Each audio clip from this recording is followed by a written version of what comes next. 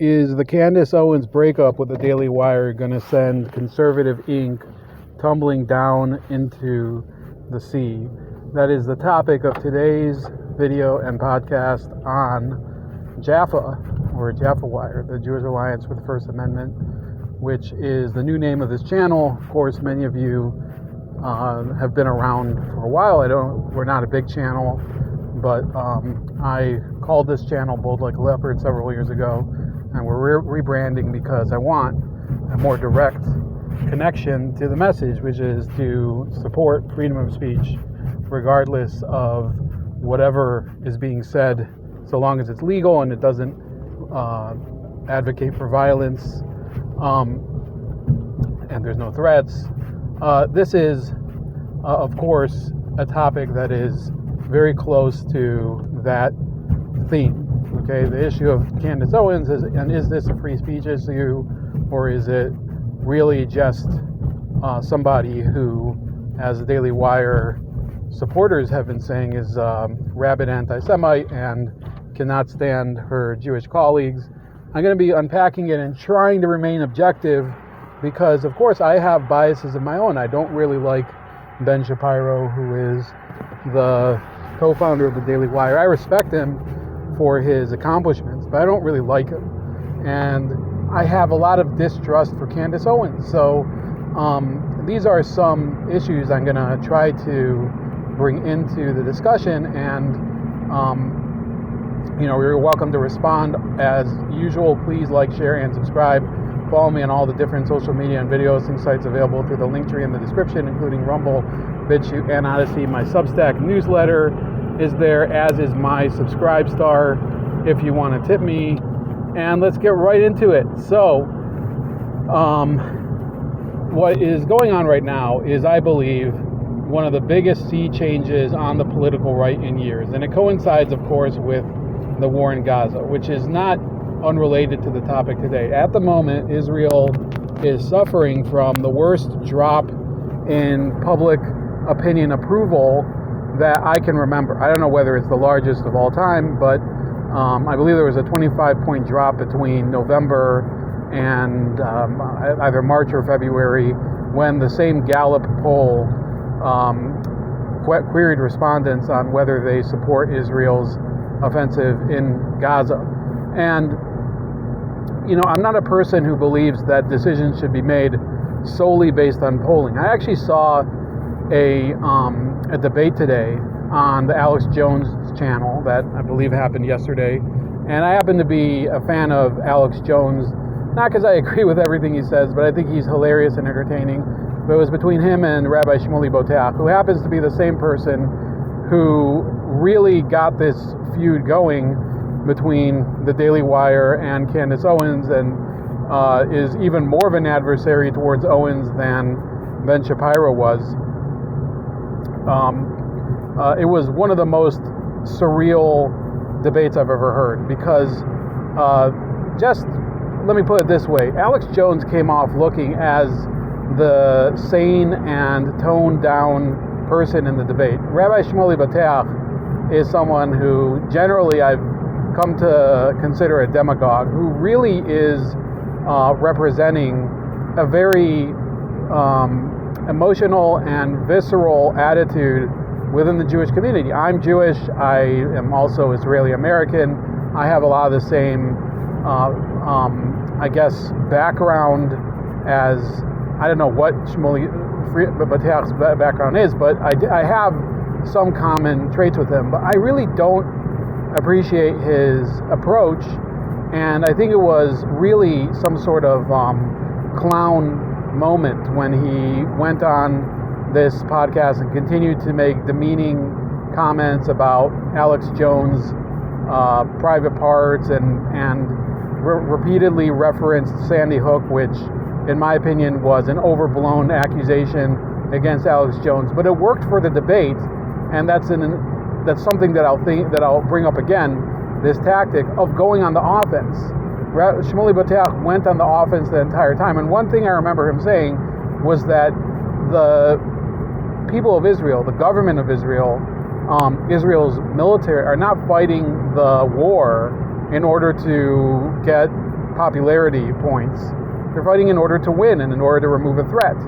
And therefore, I don't necessarily put stock in public opinion polls, but as a member of American society, as somebody who was born here and culturally I'm more American than I am Israeli. Certainly I'm culturally Jewish as well, but not as culturally Jewish as other people, for example. You know, I'm not really into things like going to the Schwitz, and I don't like gefilte fish, and I don't really like klezmer music, and, you know, some of those very stereotypical elements of Jewish culture. I happen to be half Sephardic or Oriental Jewish and half Ashkenaz Jewish, so I'm kind of between those two worlds. But anyway, I didn't want this to be all about me, but I wanted to note that Candace Owens, I think, capitalized on, and I think this rift goes way back before the war in Gaza. It goes to this episode in 2022 with Kanye West and past interactions with with Ben Shapiro before that, where they seemed to be very hostile, and he tried to tone police and gatekeep her. And it's one of the elements of Ben Shapiro's attitude that I think aggravated this crisis. Look, I'm not going to say I support what Candace Owens says, but I 100% believe in the freedom of speech for both of these people, and I think that they're both immensely talented individuals, and I can't sit on the fence on everything. I think in some respects Candace Owens is wrong on the issues, but is right on the procedure. She's allowed to say whatever she wants, and the Daily Wire, if it wants to remain a free speech believing organization, and if it wants to reflect the Christian values of a lot of its staff and followers, then it can't necessarily tell them, hey, you can't say things. This is one of the big issues that came up, that it's become a slogan to offend Jews to say the phrase Christ is King, which is being used a lot by members of the Groyper movement and partisans of Candace Owens' position. You know, it might be that, yes, it is offensive to people, but you're not able to tell people don't use a slogan like that, Christ is King, because it is essentially a very dear principle to people who consider themselves to be Bible-believing Christians. And some will say, well, what are you supposed to do? Are you supposed to just, accept it and shut up and ignore the fact that some of these people have, hatred towards you as a person, and that they're using this kind of as a point of mockery, because there is no real response to this. My response to that is, it only means something if you let it mean something. And this is something Andrew Torba, who is the CEO of Gab.com, which is the hardcore free speech site, but also a very fundamentalist Christian who subscribes to a lot of these beliefs, and actually sent an email condemning rabbinical Judaism and saying that it's correct to tell these people Christ is King because you are rebuking them for not accepting the Savior. If you respond by saying, I am offended that you say this, you're actually allowing that tactic to work. The proper defense is to say, well, I mean, I'm happy that you feel that way. I mean, just go ahead. It doesn't mean anything to me. And that's honestly my feeling. Christians have every right to accept whoever they want as their Savior. They happen to believe in Jesus of Nazareth, and the tales of Scripture. Okay, they are very complicated at times, and but there are certain fundamental things that you can't debate people, because those are topics of belief. I have many friends who are either Catholic or evangelical Christian, and I'm not going to try to hammer at their belief in Jesus of Nazareth, because it is a matter of belief. And just like if they come at me about my beliefs that don't necessarily have to do with empirical evidence, but they're things that I hold dearly to my own principle, they're not going to succeed. If they go after it and try to dislodge me from it, that's not a worthy way to persuade people. And I don't think that saying that the phrase Christ is King is offensive is the correct way to respond to this. Maybe it is offensive, but who cares? It is the way these people express themselves, and you can choose to ignore them, or you can choose to say, whatever, go ahead, be as Christian as you want, believe in it. I hope that the salvation that you desire happens. And, there's a lot of creators that have taken advantage of this feud within the Daily Wire to open some old wounds, and I think they've kind of destroyed the Daily Wire's credibility. So these are people like Mark Dice, and there are a number of creators who previously I think were sympathetic to the Daily Wire and have now turned against it, because Candace Owens is one of the main keystones of the Black conservative movement. Okay, this is an issue that people have to understand. When you attack her, she does have a lot of people who are loyal to her. She also has a lot of people, obviously, that are big critics of her, that for reasons that are completely different from this. There's a lot of people on the left, in particular among the Black community, who consider her to be a sellout and somebody who is trying to, be this Republican Pied Piper for Black Americans. But there are a lot of Black conservatives who have basically gone after the Daily Wire because it's like they've attacked their sisters. So people that I've known, I've actually spoken to in real life. I may not be on terms where I see them or I interact with them daily, but I've interacted with a number of them more times than once in the past. Anthony Brian Logan, who I used to write for his site, Brandon Tatum. You could go through a laundry list of Black conservatives who are looking askance at this, the Hodge twins, and they're saying, no, this actually is not anti-Semitic.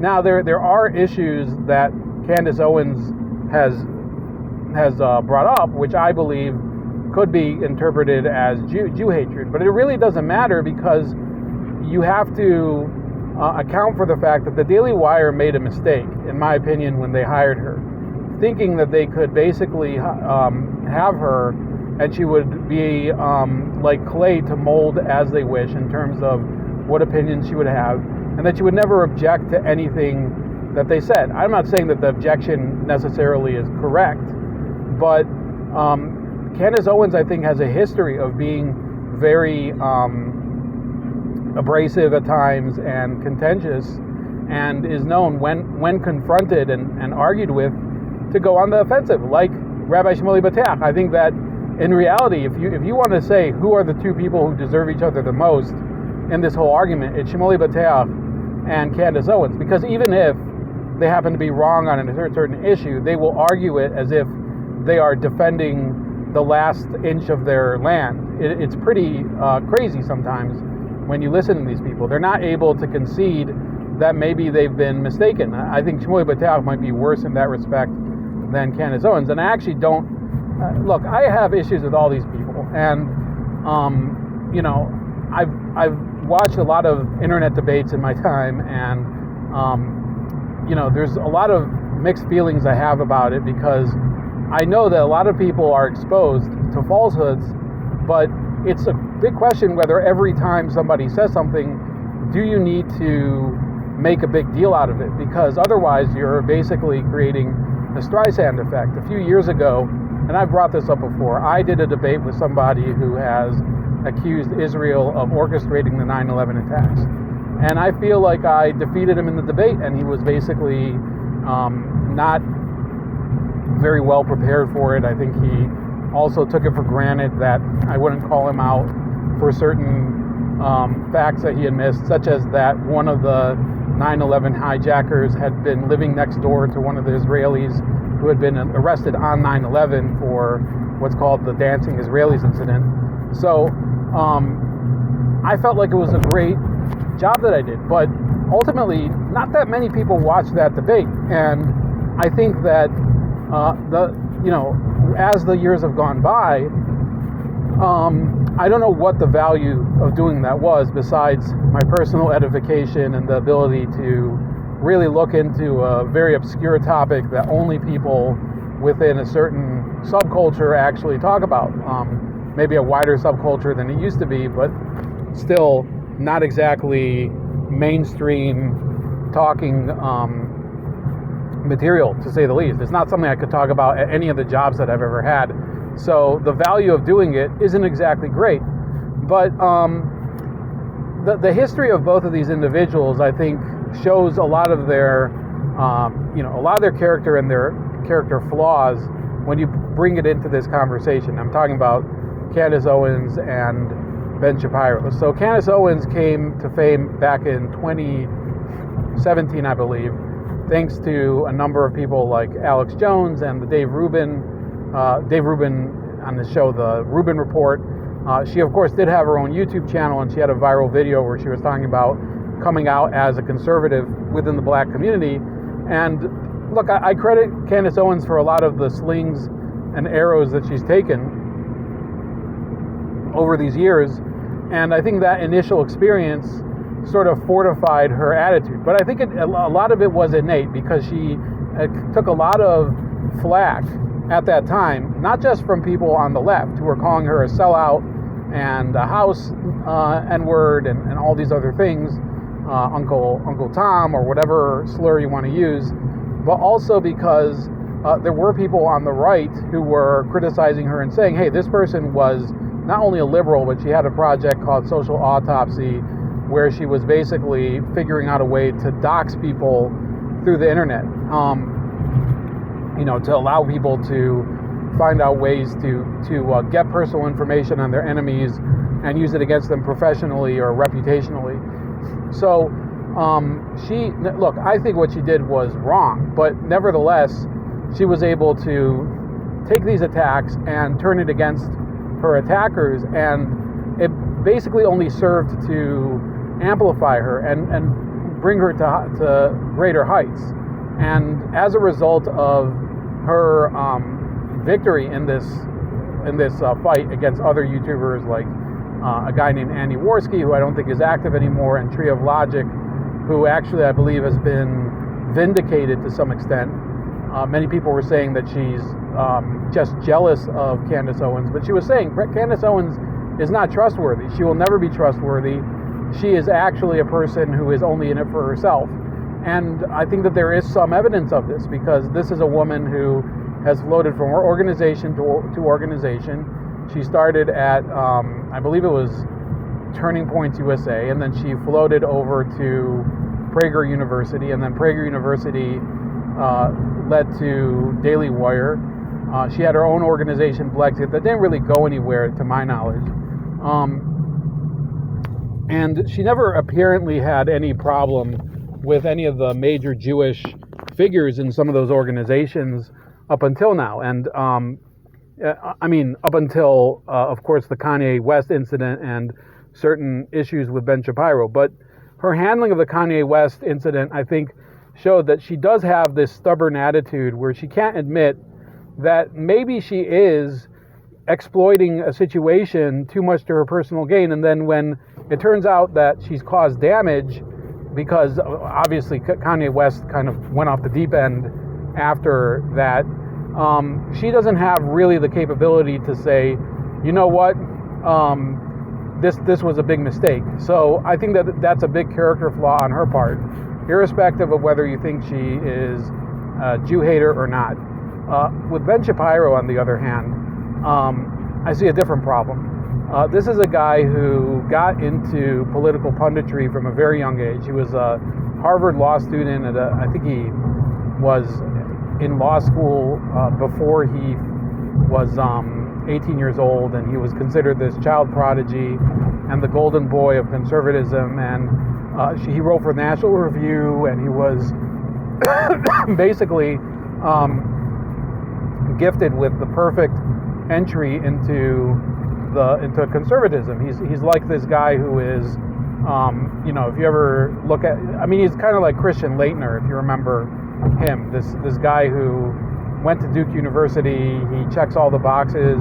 in terms of privilege, maybe even more so, because I believe Christian Leitner came from a working class background, and Ben Shapiro comes from an upper middle class background. And, Ben Shapiro, his entire career, has sort of made his hay on framing arguments as to what is acceptable or unacceptable.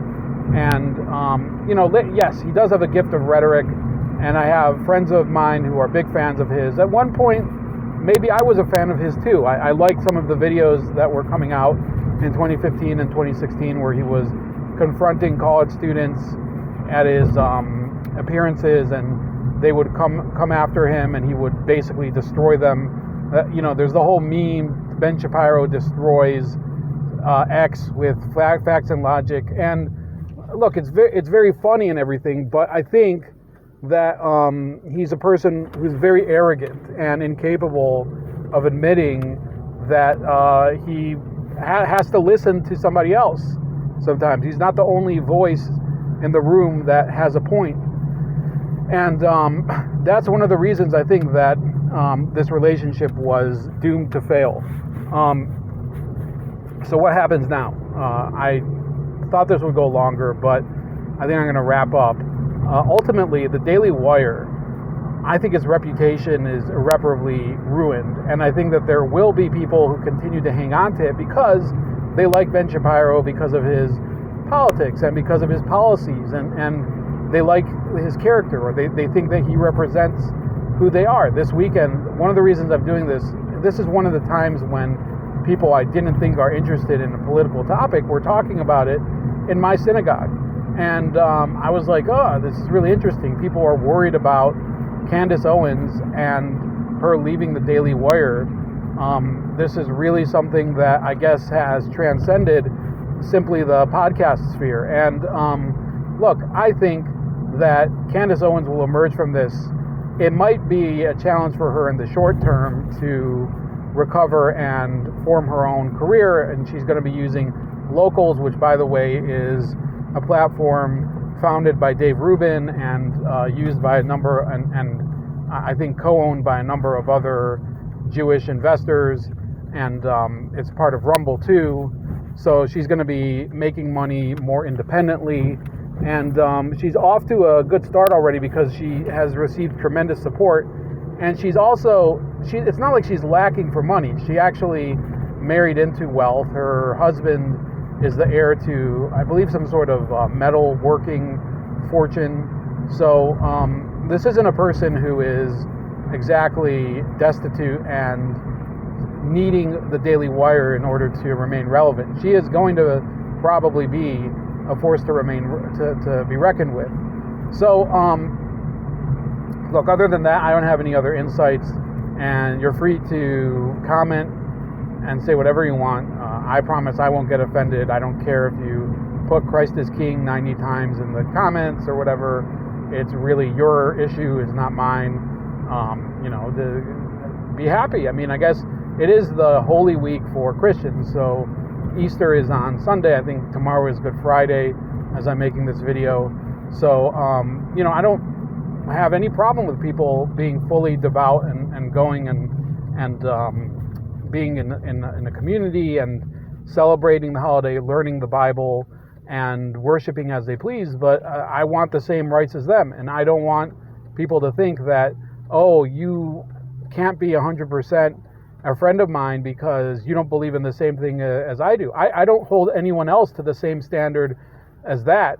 So, I think that it's really more question, is this going to become a compelled speech issue, or are people going to be told to say Christ is King in order to prove that they're legitimate and that they're in with the in crowd within conservatism as this is going on? Because I think this is going to lead to a fissure within the movement at large. There already is kind of a fissure at the moment.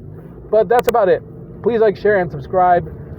Follow me on all the different social media and video hosting sites available through the link tree in the description below, including Rumble, BitChute, and Odyssey. My Substack newsletter is there, as is my Subscribe Star if you want to tip me. And have a great day.